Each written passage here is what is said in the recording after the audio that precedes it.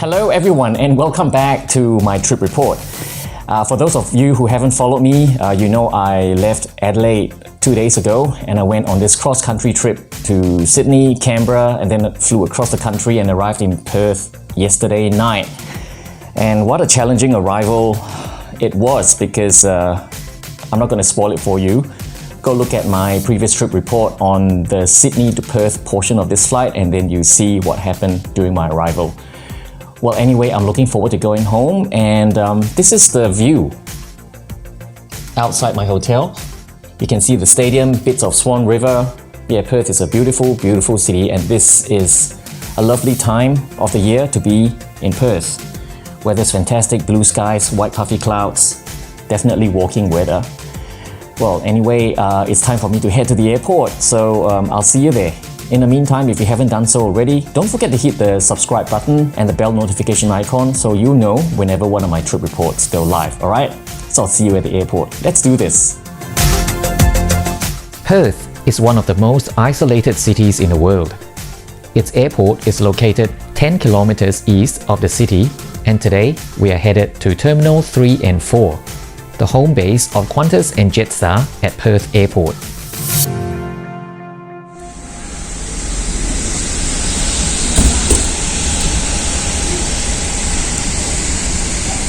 Due to the pandemic, security screening has been consolidated over at Terminal 4.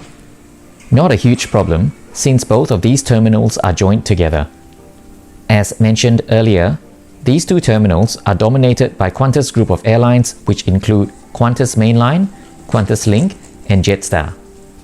International facilities have recently been added to facilitate Qantas's international operations. Since the master plan is to have all airport operations concentrated to the opposite side of the airfield, together with Terminal 1 and 2, very little has been done to modernize Terminal 3 and 4, which I'm in. No surprise, since these two terminals are slated for demolition eventually.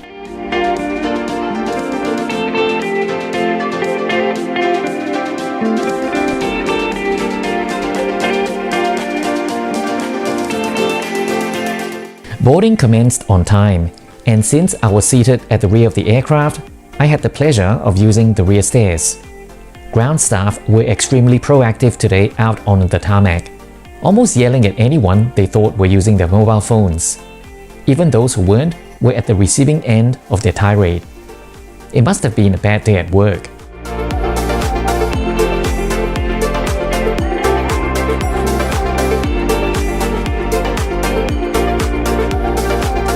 Standard seat pitch on Jetstar's Airbus A320 is 29 inches and a seat width of 17.9 inches. I personally do not have a problem with this pitch, but then again, at 170 centimeters tall, I'm not exactly huge. Aviation forums are filled with complaints about how tight seating is on Jetstar. What do you think?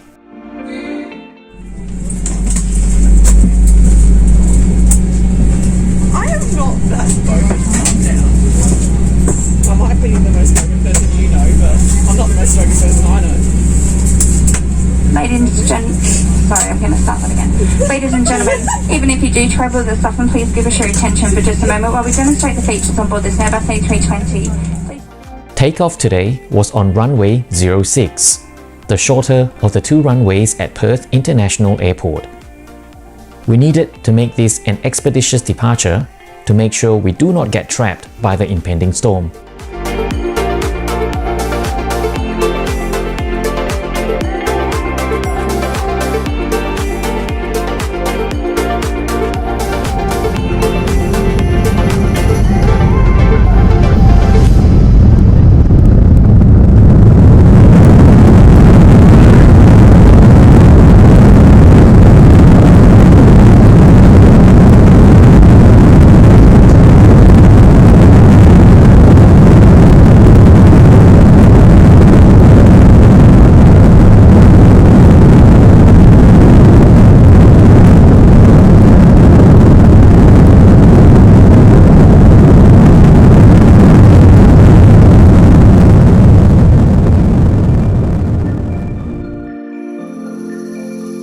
When I arrived the day before, Perth was being lashed by some extremely spectacular late afternoon thunderstorms.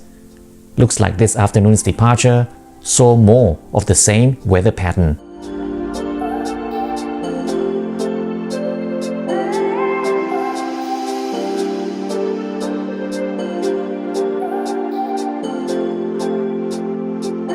The flight distance between Perth and Adelaide is 1,315 miles or 2,116 kilometers. Today's flight clocked in at 2 hours and 55 minutes from pushback to chocks.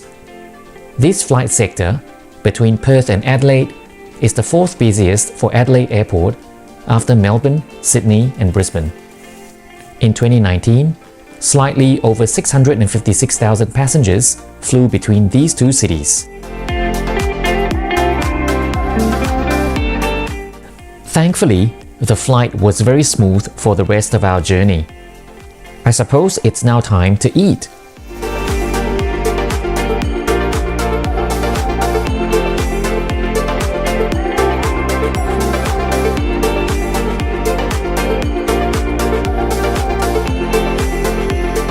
As soon as we smoothened out at cruising, the catering cart was pushed out.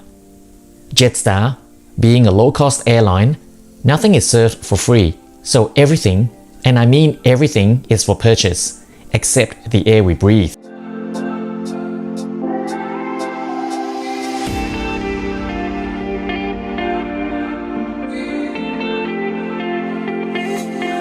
Since I always fly on Jetstar with a Max bundle, I am entitled to $15 worth of purchase from the card. I had an extremely heavy late lunch in Perth beforehand, so I only had space in my tummy for 2 packs of snacks and a cup of hot tea. Not exactly gourmet stuff, but this will do for now.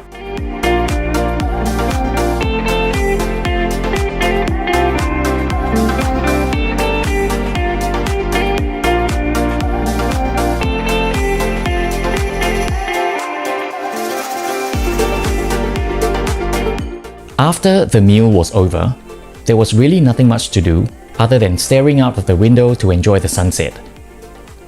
Cabin was dark, which was conducive for taking a nap. This footage was unfortunately the last I took of the cabin before I was approached by one of the laughing ladies from the galley behind. She wasn't laughing this time, as she rudely told me what I was doing was illegal, and that she's been observing me since the beginning of the flight. She then asked to see my phone, and I needed to delete whatever I've recorded. I was slightly taken aback by how rude the confrontation was, because her exact words were, "You need to stop what you're doing right now." After I collected myself, I showed her an email to the airline's media department about what I was doing, so no, this was in no way illegal. My footage was mostly about myself, and any passengers or crew who happened to appear in my videos are all incidental and in no way deliberate. She then backed off and mumbled she wasn't informed about it. So technically, it isn't my fault, but I was slightly miffed at how she would throw the illegal card around so freely. If you are watching this as a cabin crew, how would you have handled this situation better? I continued to film after this, but made sure that I concentrated my shots out of the window. Thankfully, this happened towards the end of the flight, so there was not much more to document anyway.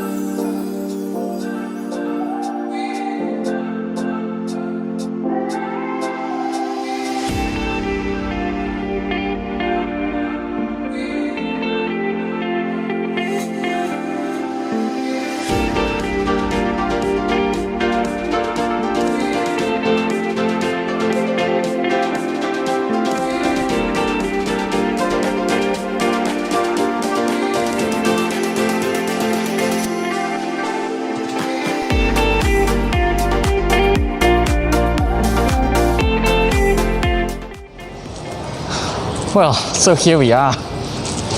back in Adelaide. The arrival process for the health screening is a lot more organized compared to what happened in Perth. Well, anyway, I am glad to be able to take off my mask because this is definitely not a comfortable way to fly.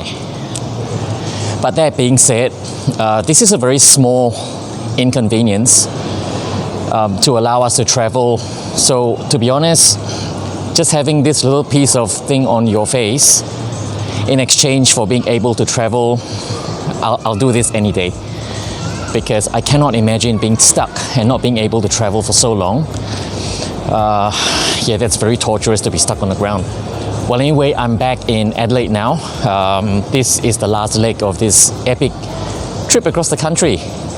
So if you haven't subscribed, please do so, and don't forget to hit the bell icon so you can get notified when my next trip report is, alright?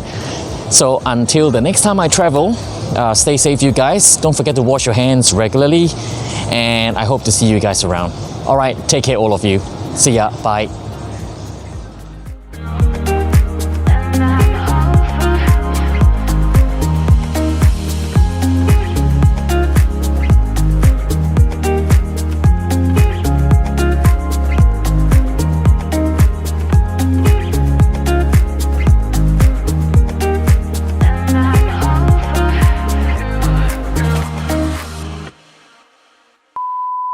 Don't forget to hit the subscribe button.